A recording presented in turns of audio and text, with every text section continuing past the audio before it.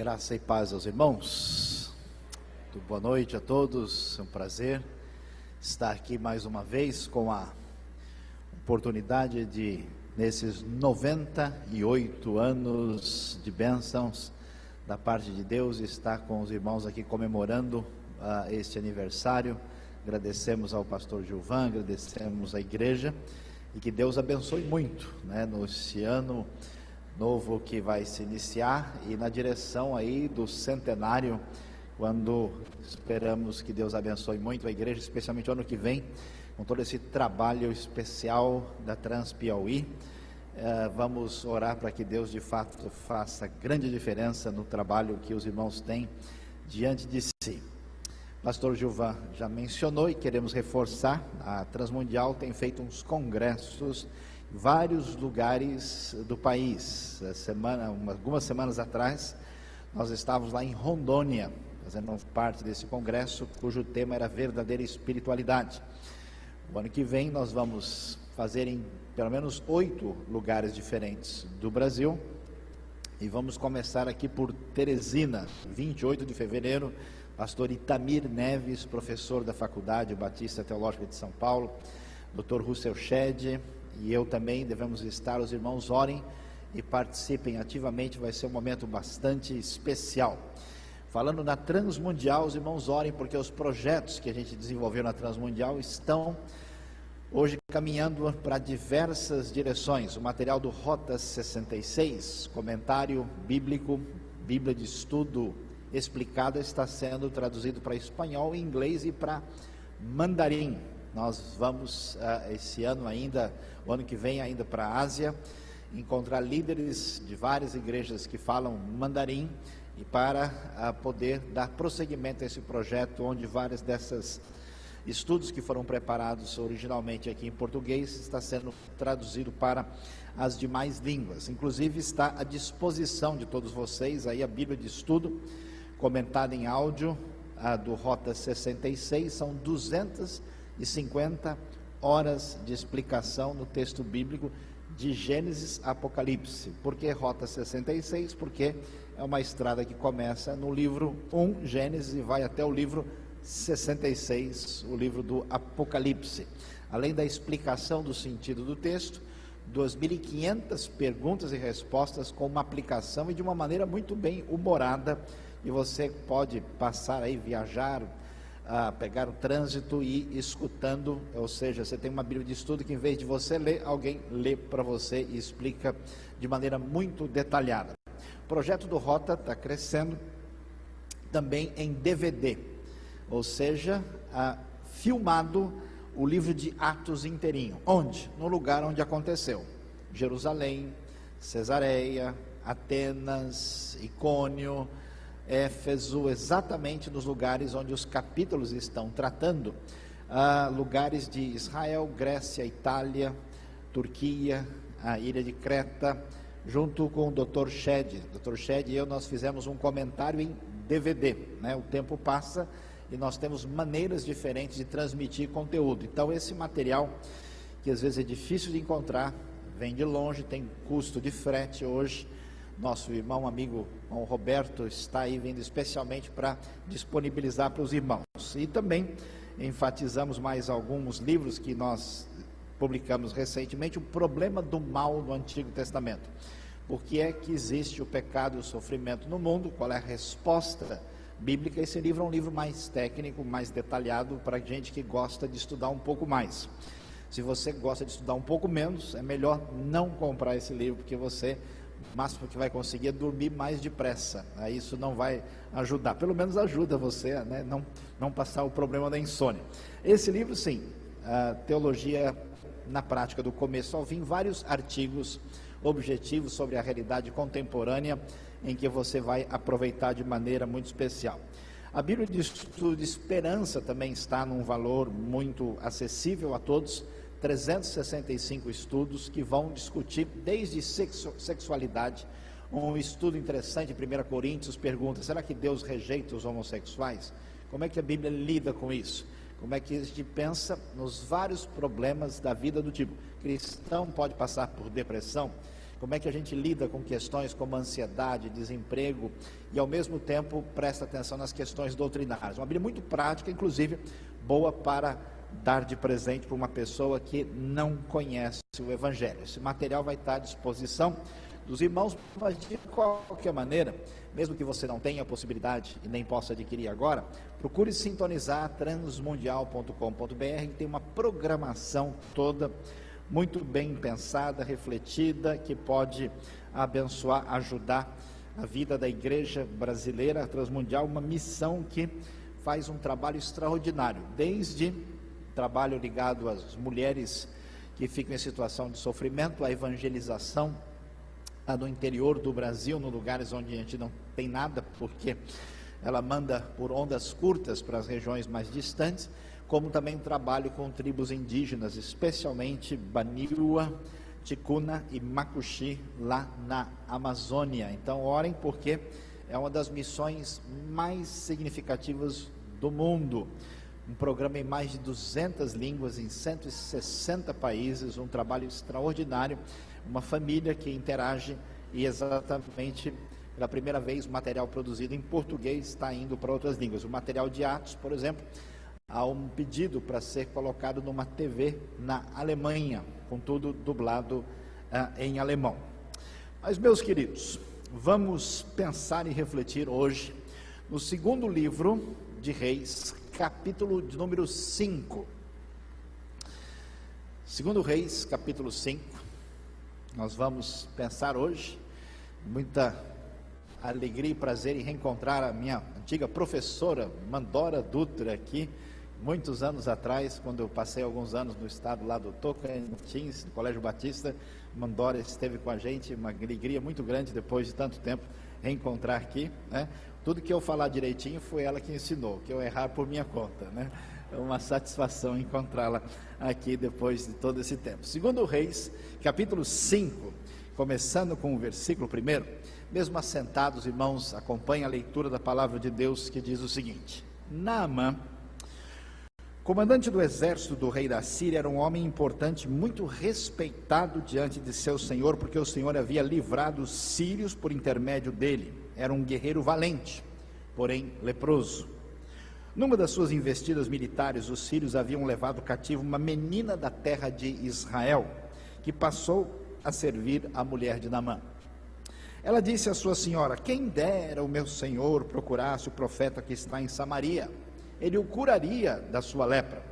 Então Naamã foi dizê-lo ao seu senhor. Assim falou a menina da terra de Israel. O rei da Síria respondeu: vai depressa com essa carta ao rei de Israel. Ele foi e levou consigo 10 talentos de prata, 6.000 siclos de ouro e 10 peças de roupas finas. E levou também ao rei de Israel a carta que dizia: assim que esta carta chegar a ti, saberás que te enviei meu servo Naamã, para que o cures da lepra. Quando o rei de Israel leu a carta, rasgou suas roupas e disse: por acaso sou Deus que pode matar ou dar vida, para que ele me envie um homem a fim de que eu cure da lepra? Vede como busca um pretexto para me atacar. Quando Eliseu, o homem de Deus, ouviu que o rei de Israel havia rasgado as roupas, mandou dizer ao rei: por que rasgaste as roupas? Envia-o a mim e saberás que há profeta em Israel. Naamã foi com seus cavalos e com o seu carro e parou na entrada da casa de Eliseu. Então este lhe mandou um mensageiro para dizer-lhe: vai, lava-te 7 vezes no Jordão, tua pele será restaurada e ficarás purificado. Porém Naamã retirou-se indignado, dizendo: eu tinha certeza de que ele viria me encontrar, invocaria em pé o nome do Senhor seu Deus, colocaria a mão sobre as feridas e me curaria da lepra. Por acaso os rios Abana e Farfar de Damasco não são melhores do que todas as águas de Israel? Eu não poderia me lavar neles e ficar purificado? E foi embora indignado. Porém seus servos foram até ele e lhe disseram: meu pai, se o profeta tivesse te mandado fazer algo difícil, não terias feito? Quanto mais se ele apenas diz: lava-te e ficarás purificado. Então ele desceu e mergulhou no Jordão 7 vezes, conforme a palavra do homem de Deus, e a sua pele tornou-se como a pele de um menino e ficou purificado. Então ele voltou ao homem de Deus com toda a sua comitiva. Ao chegar diante dele, disse: agora sei que em toda a terra não há Deus, a não ser em Israel. Peço-te agora que recebas um presente do teu servo. Porém Eliseu respondeu: tão certo como vive o Senhor, a quem cultuo, não receberei. Naamã insistiu com ele para que o recebesse, mas ele se recusou a recebê-lo. Então Naamã disse: deixa ao menos que este teu servo leve 2 mulas carregadas de terra, porque este teu servo nunca mais oferecerá holocausto nem sacrifício a outros deuses, senão ao Senhor. Que o Senhor perdoe isto ao teu servo. Quando meu senhor for ao templo de Rimom para lhe adorar e se apoiar na minha mão, e eu também tiver de me curvar no templo de Rimom, quando assim me curvar no templo de Rimom, que o Senhor perdoe isso ao teu servo. Eliseu lhe disse: vai em paz. Meus queridos, vamos pensar hoje como é que Deus age para executar os seus propósitos, os caminhos de Deus, quando tudo parece perdido. Nos dias de hoje, eu tenho visitado vários lugares do Brasil e do mundo, e eu encontro alguns cristãos assim, que parece que estão como celular procurando rede, assim, o cara está wireless, né? Procurando a net, ele não consegue pegar, a pessoa fica assim num estado, como diz o adolescente, de repente parece que não sei. Por quê? À medida em que nós nos reunimos, cantamos, falamos, dizemos tantas coisas positivas, quando a gente chega do lado de lá da rua, a gente começa a viver no cotidiano, a gente escuta as notícias que são transmitidas no rádio, nos jornais, na televisão, na internet, a gente abre qualquer página assim, né? E é como aquele recado, a mensagem que eu vi no muro lá em São Paulo alguns anos atrás: socorro, pare o mundo que eu quero descer. Porque são tantos problemas, tanta doideira. Ontem mesmo nós ouvimos, num lugar onde existe uma boa estabilidade econômica, na região nordeste dos Estados Unidos, que eu conheço bastante, morei ali perto daquela região, numa escola onde um atirador inexplicavelmente matou 26 pessoas, 20 crianças. Nós sabemos das tragédias que nós temos no nosso país, na nossa realidade de violência, e quando a gente começa a olhar muito para essas coisas, a gente começa a ficar meio doido assim, pensando: mas não é possível, será que de fato nós vamos fazer diferença no mundo de hoje? Será que esse mundo tem jeito? Porque parece que as coisas, em muitos aspectos, elas estão indo de mal a pior. Você liga a televisão, você vê um aumento absurdo de violência, até mesmo na própria programação. Antigamente a gente olhava e via certas coisas, hoje essas coisas, como são chamadas de UFC e MMA, viraram coisas triviais assim. Todo mundo parece achar isso absolutamente normal, um sujeito esmurrar o outro até ele perder os sentidos. É tão impressionante a realidade à nossa volta, que muita gente dentro do ambiente cristão assim, dá aquele sorriso de vencedor, mas aquele sorriso amarelo, amarelo defunto assim, né? Que parece que vai, mas não vai. E mesmo no nosso meio evangélico, que é triunfalista, que é vencedor, que o censo do IBGE deu mais de 42 milhões de brasileiros evangélicos, em toda essa massa há muita coisa com muito colesterol, triglicérides, aí, muita espiritualidade que não é exatamente a mais desejável e saudável. A gente até tem receio, porque hoje tem tanta coisa estranha, esquisita, que é apresentado com nome ligado a evangélico ou cristão, que a gente nem sabe direito do que a gente está falando. Ou seja, a coisa está complicada, está difícil. Acho que é bom parar por aqui e falar sobre o Salmo 23, senão os irmãos vão ficar em oração aí, pedindo que Deus tenha misericórdia do preletor.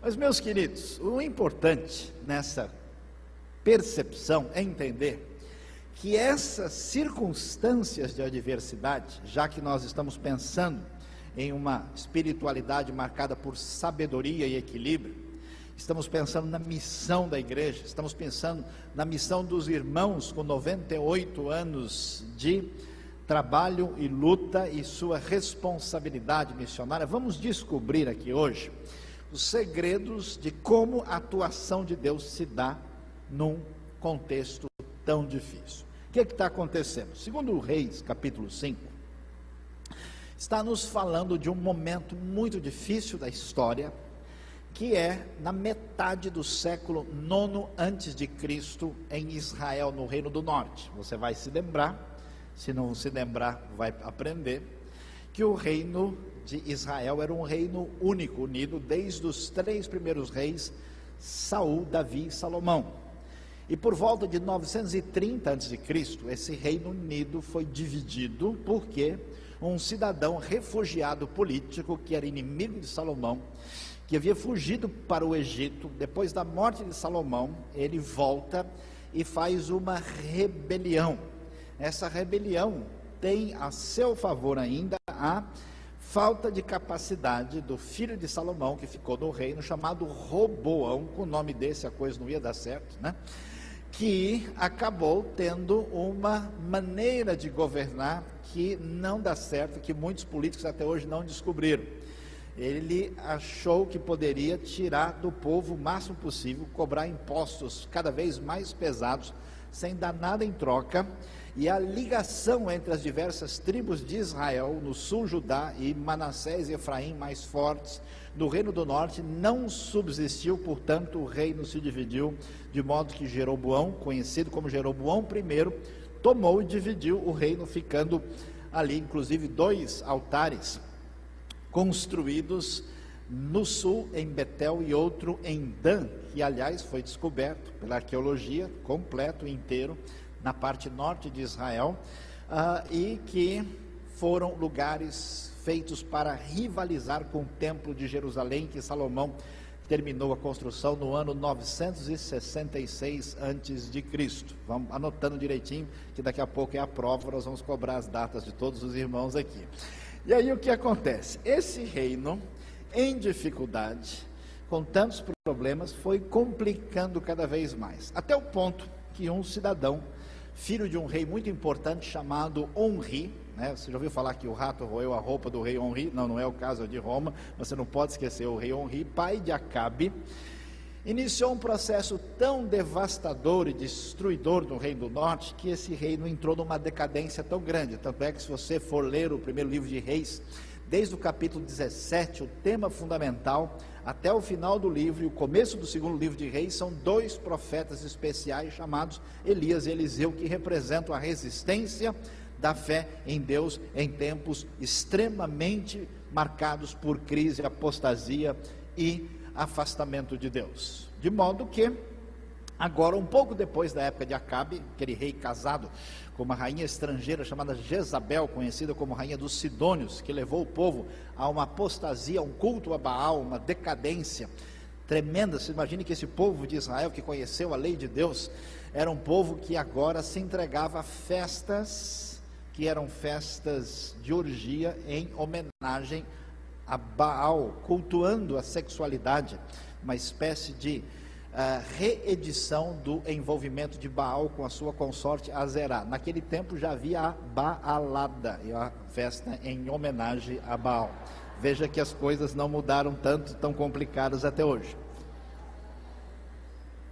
E o que acontece? Nesse momento de crise, decadência, enfraquecimento, vai acontecer uma coisa muito difícil. Se você prestar atenção, você vai ver que o texto bíblico, inclusive, trabalha com uma ironia forte, porque você pode olhar comigo e ver que esse povo de Israel, um pouquinho depois da época de Acabe, nesse momento de decadência e de fragilidade, nós estamos aqui já na época de Jorão, nós vamos ver que Deus entrega o seu povo para ser conquistado e destruído por estrangeiros. Esses estrangeiros são os sírios, também conhecidos como arameus, que vivem na parte nordeste da região.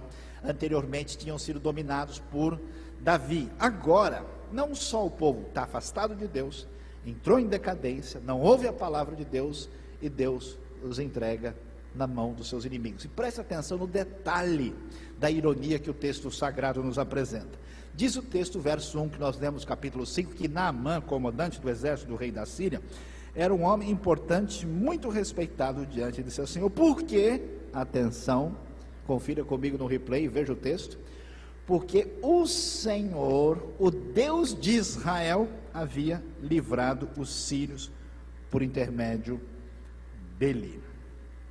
E é interessante ver que a coisa está numa situação tão estranha e difícil, que nós vamos ver que o povo de Deus se afastou de Deus, está num processo de apostasia, é invadido por estrangeiros, e o texto diz para a gente que Deus está fazendo coisas em favor desses sírios, desses estrangeiros, permitindo que Israel seja destruído por eles, atacado e vencido numa batalha, numa guerra.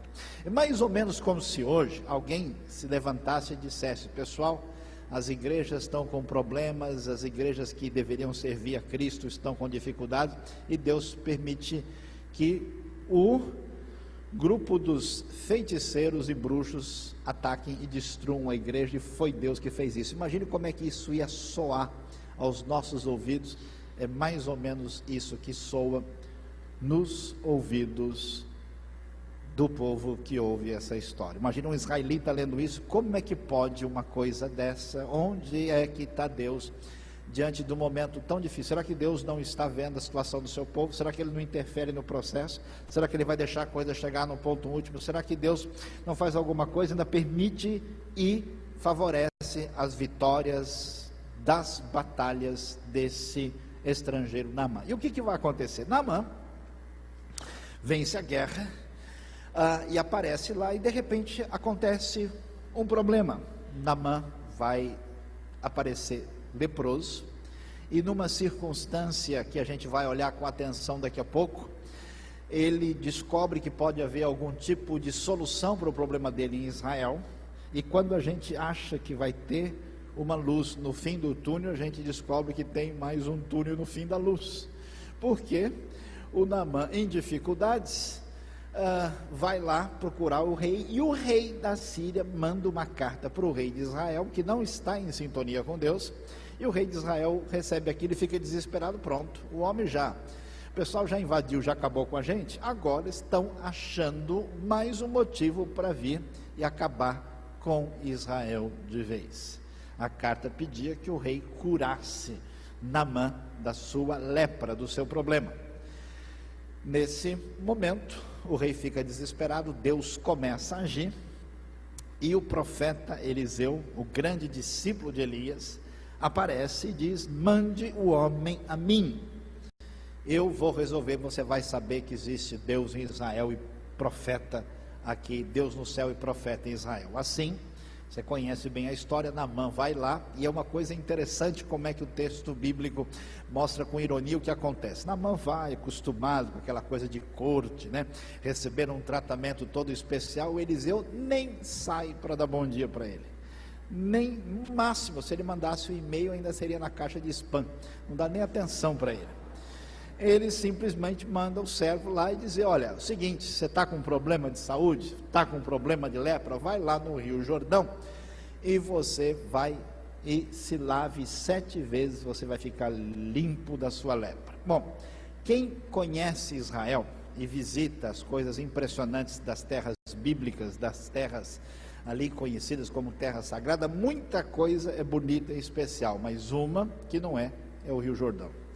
Me lembro uma vez, a gente estava com um grupo de pessoas viajando, e o pessoal falou: olha o Rio Jordão. O pessoal: onde? Que ninguém nem sabe onde está o Rio Jordão, de tão pequeno que ele é. Israel é do tamanho do estado de Sergipe, o Rio Jordão é do tamanho do tanque da sua casa, alguma coisa mais ou menos do tipo. É muito pequeno, muito limitado, né? A pessoa olha: isso aí que é o Rio Jordão? Ah, tá, né? Porque o rio de fato é pequeno, é limitado, em certas épocas ele fica menor, nos tempos bíblicos ele era maior, mas de qualquer maneira, quando aquele general, acostumado ao bom trato, sempre recebendo honra, chega lá e vê um negócio daquele, geralmente o Jordão é meio leitoso, é meio cheio de barro assim, ele não tem aquela aparência assim que a gente quer colocar no Facebook, por exemplo, jamais colocaria, né? Você pode reparar que o pessoal que põe foto de Israel nunca coloca o Jordão no Facebook, claro, explicado por quê, né? E ele chegou lá e disse: escuta, essa poça d'água aí, é isso que vocês estão querendo que eu entre? Está brincando comigo? E com razão ele ficou bravo, nervoso, e disse: olha, os rios de Damasco, que são muito mais volumosos e interessantes, Abana e Farfar, não são melhores do que todas as águas de Israel? Eu vou me embora, eu não vou fazer nada disso. Até que alguém com bom senso chega lá e conversa: escuta, meu senhor, se o homem tivesse pedido para o senhor dar 3 saltos mortal aqui, né, fazer uma cambalhota no meio da areia, fizesse um negócio difícil, tomar leite de camelo enquanto ela está cavalgando, o senhor não ia tentar fazer alguma coisa aí, né? O senhor não ia procurar fazer uma coisa difícil? Agora, ele pediu um negócio tão simples, não custa pelo menos tentar. E você conhece a história. O Naamã baixa a crista, adquire ali as sandálias da humildade, calça, vai, entra no rio Jordão. Depois de 7 mergulhos, a sua pele se torna pele que todas as irmãs da igreja gostariam de ter, mas não adquiriram a bênção de Naamã. Pele perfeita, pele de criança, pele de nenê perfeita. O Naamã sai curado da lepra. Meus queridos, o que é interessante é ver que tipo de caminho esse texto diz para nós, porque quem lê a história de 2 Reis vai ficando triste e chateado, porque ele está vendo o povo de Deus entrando em decadência, está vendo a época de crise, está vendo a situação de fragilidade, está vendo a vitória dos inimigos, e ele vai se aborrecendo, e a impressão que dá é que Deus está viajando, que ele foi tirar férias no planeta Júpiter, e ele volta, ninguém sabe quando. E quando a gente começa a perceber, o texto vai mostrar para a gente uma coisa interessante, especialmente relevante, que aquele homem que era a pessoa que representa o carrasco de Israel, o vencedor da batalha, que invadira em nome dos sírios a terra de Israel, agora é alguém que vai ser confrontado com a realidade de receber a cura de uma doença, que é uma lepra no texto, mas na verdade a gente sabe que lepra não é necessariamente lepra. A palavra tsarat no hebraico significa toda e qualquer doença de pele que alguém pode ter. Pode ser psoríase, pode ser câncer de pele, pode ser hanseníase, pode ser vitiligo, pode ser qualquer coisa que de fato prejudique a pessoa de maneira muito perigosa e mortal. Esse homem chega, e quando ele é humilhado, quando ele vai para a terra de Israel, e o profeta Eliseu trata da situação, ele é curado, vai acontecer um negócio muito impressionante, que é o que o texto diz para nós. Depois de curado, ele vai dizer: agora sei, versículo 15, que em toda a terra não há Deus, a não ser em Israel.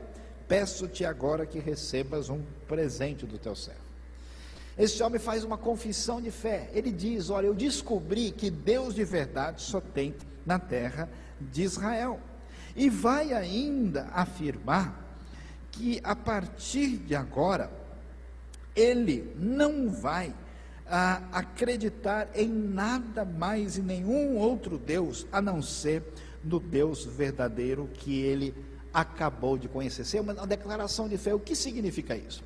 Alguém pode pensar, pode imaginar que porque aparentemente o mundo vai mal, aparentemente o povo de Deus tem problemas, nós vemos várias situações negativas e problemáticas tomando conta da realidade da igreja, alguém pode imaginar de alguma maneira que Deus está sendo prejudicado e derrotado nisso. De maneira muito irônica, a Bíblia diz: no momento mais difícil, de maior crise da história, Deus mostra o seu poder invertendo a situação. Como? Porque o grande problema é que Deus tinha feito uma aliança com Israel, essa aliança feita no Sinai, lá em Êxodo capítulo 20, que dizia com bastante clareza que o povo estava, depois de ter sido libertado do Egito, na responsabilidade de honrar a aliança, o pacto, a sua parceria com Deus, e que eles não teriam outro Deus além do Senhor. Por isso o problema mais sério era a idolatria. Ninguém pode concorrer com Deus, só Ele é o Senhor. E o povo provocou a ira de Deus por diversas vezes indo atrás dos outros deuses. Que deuses? Deuses das nações, deuses dos povos, que prometiam coisas imediatas, rápidas, deuses palpáveis, deuses visíveis, como Baal, por exemplo, que dizia que era o cavaleiro da tempestade, que daria chuva, que produziria boa colheita para o povo. Os israelitas eram nômades, eram pastores, chegaram na terra de Canaã e encontraram um povo que praticava agricultura, e com eles aprenderam a agricultura nos moldes religiosos deles. Os cananeus diziam: você quer que a sua plantação vá produzir bastante? Pois é, você precisa participar da festinha hoje à noite, senão o negócio não vai. E assim o povo comprometeu a sua fidelidade diante de Deus, e chega um ponto que a gente olha e fala: será que tem jeito? Deus vai mostrar uma coisa interessante, que no momento da crise, quando esse povo seguir os deuses estrangeiros, Deus vai inverter a situação e vai pegar um estrangeiro, que é o algoz de Israel, e vai mostrar para ele quem é Deus de verdade. Deus é o Senhor de toda a terra, Deus é o poderoso, o Criador, o sustentador, e apesar das aparências no mundo e nas comunidades de fé fragilizadas, Ele permanece sendo o Senhor, e o seu poder se manifesta de tal maneira que aquele homem Naamã, o grande herói de guerra, o orgulho do rei da Síria, aquele que acreditava ter vencido Israel, e preste atenção, quando alguém vencia uma batalha na antiguidade, ele acreditava que isso acontecia por causa do seu Deus, que venceu o Deus dos derrotados. Ele vai terminar acreditando que o Deus de Israel é o único Deus verdadeiro, pois ele demonstrou o seu poder e a sua misericórdia. Deus transforma o momento de derrota, de batalha e apostasia em momento missionário no Antigo Testamento. Agora, a questão fundamental que os irmãos vão entender e aprender hoje à noite é: como é que Deus faz isso? Qual é o método, qual é a maneira que Deus escolhe para fazer com que os momentos mais terríveis da história sejam transformados em momentos especiais e luminosos? Como é que Deus transforma a apostasia em momento de grande glória missionária? Qual é o método que Ele apresenta? Surpreendentemente, o texto bíblico tem novidades para a gente. Por quê? Quando você está num momento tão difícil da história, o que você esperaria? O que você esperaria num momento tão complicado? Que Deus mandasse um anjo do céu. Eu, na minha ignorância, lendo o texto, eu esperaria: então, naquele momento difícil, Deus convocou o profeta Eliseu e ele orou, então um arcanjo desceu no céu com uma espada poderosa e invadiu o lugar dos sírios, derrotou Naamã, e o povo se arrependeu e eles viveram felizes para sempre, forever and ever, amém. Ou então que Deus dissesse: não, então o Senhor escolheu um general poderoso, 3 vezes mais forte do que Josué, e ele se levantou, e que Naamã, que nada, venceu a batalha, e todos conseguiram receber a vitória de Deus, e eles foram restaurados. Ou então Deus mandou um outro Moisés e fez uma outra aliança. Essa seria a minha expectativa. Deus tem caminhos diferentes. 2 Reis capítulo 5 nos diz que numa das suas investidas militares, verso 2, os sírios haviam levado uma menina da terra de Israel, que passou a servir a mulher de Naamã. Isso surpreende a gente porque está tudo fora do lugar.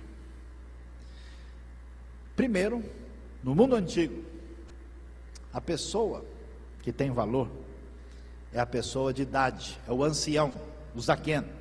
Essa pessoa representa a referência, é a pessoa por meio de quem Deus trabalha. São as pessoas de valor dentro da comunidade do Antigo Testamento. A preponderância não é só do ancião, também é do homem sobre a mulher. Uma sociedade antiga, marcada pelas suas bases patriarcais. De certa forma, as mulheres representam cidadãos de segunda categoria. E talvez uma coisa que ninguém pudesse imaginar: a coisa mais terrível que alguém pode ter na sua descrição e na sua história é não ter a menção do seu nome. Porque no mundo bíblico, tudo existe única e exclusivamente por causa do nome. Quando não existe nome, aquilo praticamente não tem existência. Tanto é que Deus é conhecido por nós única e exclusivamente por causa da sucessão fonética que indica a sua existência, que é o seu nome. Deus não mandou uma música a respeito dele, não nos mandou uma foto dele, não nos deu uma descrição pictórica, ele deu apenas o seu nome a nós. Quando Deus mostra que o ser humano, Adão, é de fato alguém que faz diferença no mundo, é porque Adão deu nome a todos os animais que estavam ali. Então a coisa mais impossível que alguém poderia imaginar é uma pessoa sem nome. De repente, no processo da construção da história, da sua redenção, do seu projeto missionário, Deus resolve agir por meio de uma menina adolescente que talvez tenha de 12 a 15 anos de idade e que nem nome tem. Preste bem atenção. A Bíblia nos mostra uma história muito diferente do que as pessoas imaginam. Todas as pessoas de quem você espera muito na Bíblia decepcionam. O pecado mais grave que Israel já cometeu na história foi feito pelo sumo sacerdote, que é aquela pessoa sagrada que é o único que pode entrar no Santo dos Santos uma vez por ano. Exatamente Arão, que faz o bezerro de ouro. Todas as pessoas que a gente lê e entende a partir das nossas referências, eles nos decepcionam. Não existem heróis da Bíblia. O herói é Deus, que consegue fazer coisas impressionantes com as pessoas debaixo da sua ação poderosa. E o surpreendente é que as pessoas especiais da Bíblia são as pessoas que a gente não gostaria de ter no nosso álbum de família. Por isso que é gostoso ler Mateus capítulo 1, vamos dar uma lida lá. Mateus vai dar a genealogia de Jesus, ele faz questão de dar o nome das pessoas que a comunidade religiosa do seu tempo não queria ouvir falar. Olha, vocês lembram de Judá? Judá, os filhos que ele teve, Pérez e Zerá, foi de Tamar, aquele caso horrível de Gênesis 38. Sabe quem está na genealogia aqui de Jesus? É Ruth, a Moabita. Dá o nome de todo tipo de gente que a gente não queria nem como membro da congregação da primeira igreja, muito menos como amigo nosso, porque Deus mostra para a gente, para que a gente entenda que o poder pertence a Ele, que a glória pertence a Ele, que Ele só faz coisa bonita com gente que não tem nenhuma razão para se gloriar de si mesmo. Por isso os irmãos aqui de Teresina, os irmãos do interior do Piauí, Maranhão, você que talvez se julgue uma pessoa muito simples, dizendo: pastor, o que é que eu vou fazer no mundo doido como esse que a gente vive? O máximo que eu posso ainda é ler a Bíblia de vez em quando, ir na igreja e ser crente, está bom demais. Deus diz: você não faz ideia o que eu posso fazer pela vida de uma pessoa que eu decido agir na vida dela. Essa é a história da menina sem nome, que vai mudar a história da escuridão na luz que brilha na conversão de Naamã. Agora, meu querido, como é que isso de fato acontece? Como é que Deus opera? E aí vai vir um segredo que eu queria que você levasse em conta na sua vida hoje à noite. Essa menina, a história dela é terrível. Eu não sei o que aconteceu, mas você sabe que os sírios entraram na batalha, na guerra. E a guerra no mundo antigo era uma guerra cruel, porque não é de jogar bomba lá de cima, não, é no corpo a corpo. Eu fico imaginando se ela estava acordada ou estava dormindo, provavelmente descansando, porque ninguém invade uma cidade assim no momento de alerta. Esses homens chegam, ela ouve o barulho e os cavalos estão em velocidade. De repente tem casa incendiando aqui, tem gente gritando, ela olha pela janela, é pescoço sendo cortado, é gente sendo morta, é espada entrando nas costas. Cadê o pai dela? Será que morreu? Onde é que está a família? O que houve? Tudo que essa menina poderia esperar do seu futuro na terra de Israel se foi. O povo foi destruído, sua cidade acabou, ela foi levada como escrava para a Síria. Eu nunca me esqueço, no interior de São Paulo, uns anos atrás, conversando com um irmão cujos antepassados vieram da Europa, e ele disse: meu pai, pastor, passou pela guerra, ele nunca conseguiu se recuperar, nunca ficou normal. Depois de muitos anos, já 30, 40 anos no Brasil, um belo dia alguém está lá numa festa, no aniversário, solta uns fogos, alguns rojões, o meu pai sai desesperado, gritando pelo quintal de casa, rolando pelo chão, se joga debaixo de uma árvore e fica lá encolhido, e ninguém tirava ele de lá. Ele nunca voltou ao normal. Talvez alguns dos irmãos aqui estão espiritualmente doentes, sabe por quê? Porque você acha, ou pensa e sente, que aquilo que Deus fez você passar na sua vida foi mais do que você podia suportar. Pastor, eu sofri muito na minha família. O senhor não sabe o que eu passei na infância. Pastor, eu estava até bem, de repente enfrentei uma situação na igreja que me machucou tanto, daí em diante eu não levantei mais. Ai, que dor, que sofrimento. Eu vou ousar dizer que você nunca sofreu nada perto de uma menina adolescente, refugiada de guerra. São mistérios do poder de Deus. Eu fico imaginando um psicólogo de hoje avaliando a saúde mental dessa menina. Essa menina está lá, não sei como foram as primeiras noites dela na Síria, se ela lembrou da mãe, se ela tinha uma boneca que ficou lá, em que ela se apegou para dormir de noite. Ela lembrava da sua terra, e ela começa a trabalhar como escrava na casa de Naamã. De repente, um dia ela está trabalhando, talvez lavando as vasilhas, limpando aqui e acolá. Aí ela percebe que a cara da patroa não está muito boa, a patroa está aborrecida, está esquisita hoje, e ela começa a conversar, e a patroa diz: o patrão, o nosso chefe está doente, ele está com carne viva saindo na pele, ele está todo problemático, ele está muito doente, ele tem lepra. Meus queridos, se eu tivesse na situação da menina, eu ia dizer: bem feito, amém, glória a Deus, aleluia. Porque, está vendo? Deus tarda, mas não falha. Os irmãos nunca sentiram isso, não? Me lembro uns anos atrás, o sujeito estava pregando na igreja. Quando eu voltei, meu carro tinha sido roubado. Eu falei: tomara que ele ache um poste pela frente aí. Como é que ele faz um negócio desse? Vai ver que a pregação estava meio ruim, vai ver que foi isso que Deus providenciou uma lição, né? Mas depois que roubaram outro, já estava mais mansinho. Deus é tão bom, né? Providencia um segundo roubo para ver se a pessoa se converte.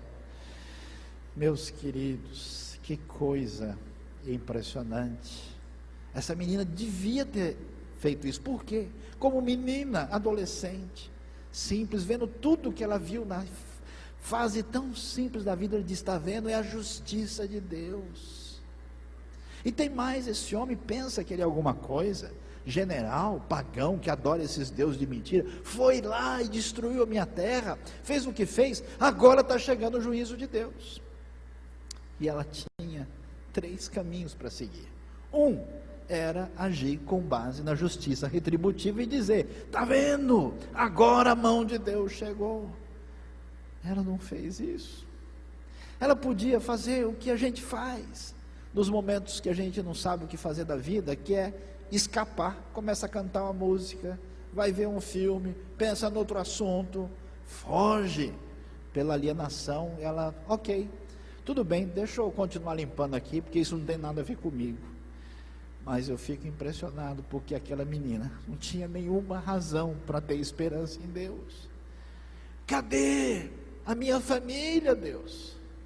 Cadê a minha cidade? Cadê os meus amigos de infância? O Senhor é Deus verdadeiro, por que o Senhor não protegeu a minha terra? Ela tinha toda a razão para ter ferida no seu coração, mas de repente, de uma maneira muito impressionante, especial, essa menina transforma sua mágoa, a sua dor, o machucado do seu coração numa proclamação missionária. Ela diz: ah, se o meu Senhor soubesse que tem Deus em Israel, Deus no céu e profeta, ah, se ele conhecesse o profeta que está em Samaria. Eu acho tão impressionante que ela diz: eu tenho certeza que ele ia ser curado da lepra. Tanta certeza que a mulher de Naamã não demorou para avisar, e aquilo vira um episódio internacional. Qual é o seu problema? O seu problema é a dor, a mágoa, o sofrimento, a sua experiência negativa que você não colocou diante de Deus. Eu me atrevo a dizer: Deus providenciou isso na sua vida e permitiu, e Ele quer que você seja curado e libertado pelo poder da graça bendita de Cristo Jesus, e que você olhe para a sua experiência e saiba que se houvesse uma situação melhor para você passar, Deus teria providenciado. Esse é o poder do Evangelho, poder que ninguém entende, poder que uma tese de doutorado na Califórnia, uns anos atrás, pôde comprovar, com uma moça que cresceu e se desenvolveu, e que se mostrava como uma pessoa tão afável, amorosa, cheia de vida, e quando foram olhar a história dela, ela foi estuprada pelo seu pai, tantas vezes. A única imagem que ela tinha da infância era o pai bêbado, com uma arma na sua cabeça, violentando ela tantas vezes. Mas quando ela experimentou a graça bendita do Evangelho de Cristo Jesus, Deus providenciou uma cura que nenhum terapeuta desse mundo consegue entender. Qual é o tamanho da chaga do seu coração? Qual é o tamanho da sua revolta? Qual é o tamanho do seu problema espiritual? Deus age na vida de pessoas, libertando, para que pessoas sem nome, pessoas comuns, que não dizem nada, transformem a história humana, mudem o destino das nações e mostrem que o Deus verdadeiro é o Senhor que se revelou na Escritura Sagrada. A menina sem nome transforma a história do general aparentemente vitorioso no momento mais difícil da história de Israel. Baixe a sua cabeça, vamos orar.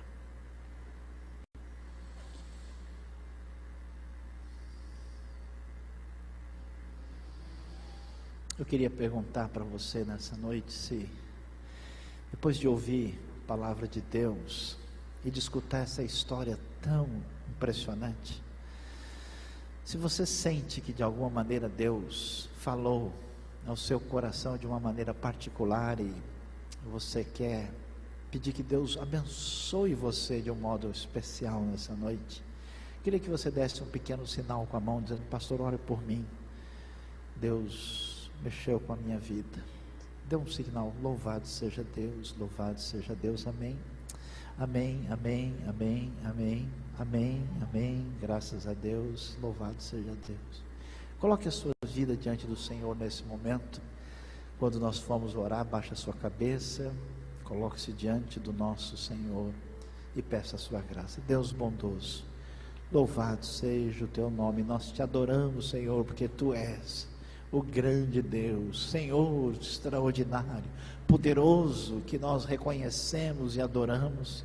Ó Deus, abençoa o teu povo, sopra sobre nós teu sopro, ó Deus, derrama da tua graça, cura as feridas do coração, passa o teu bálsamo, a tua restauração, ó Deus, liberta com a tua graça e com o teu poder, e ó Deus, e faz com que teu poder na nossa vida e no nosso coração transforme a realidade em nossa volta.